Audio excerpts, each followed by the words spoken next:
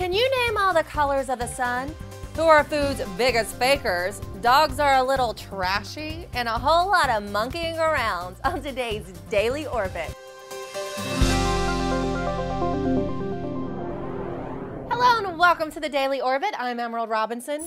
Can you paint with all the colors of the wind? Sorry. Well, the sun has colors too, Pocahontas, and it's a lot more than yellow.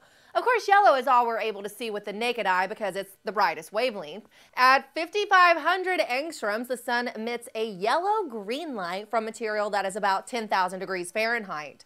Extreme ultraviolet light of 94 angstroms comes from atoms that are about 11 million degrees Fahrenheit, showing up lime green in color and a good wavelength to catch solar flares in action.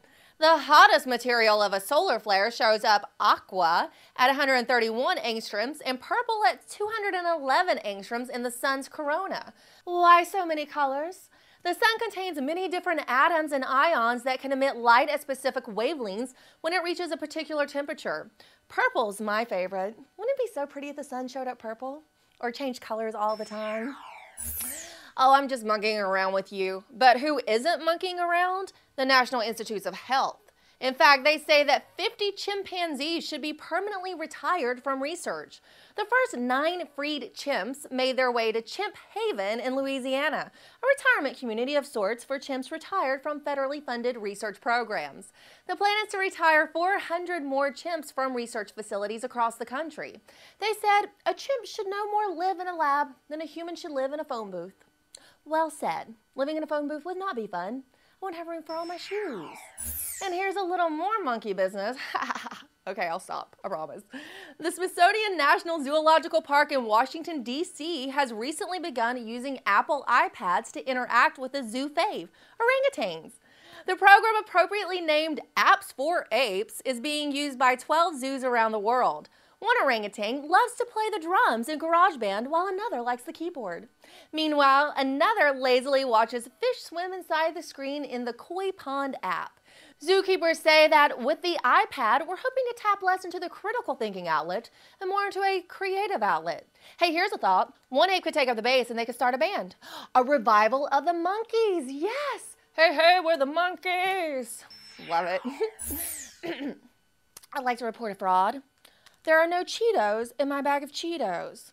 That's not exactly what experts working for the U.S. Pharmacopeal Convention are talking about, having discovered rising numbers of fake ingredients in products such as seafood, olive oil, spices, honey, fruit juice, and even wine. They're calling it food fraud. And a new report shows as much as 10% of all the food you buy at the grocery store is adulterated. This means mislabeled, misrepresented, or diluted.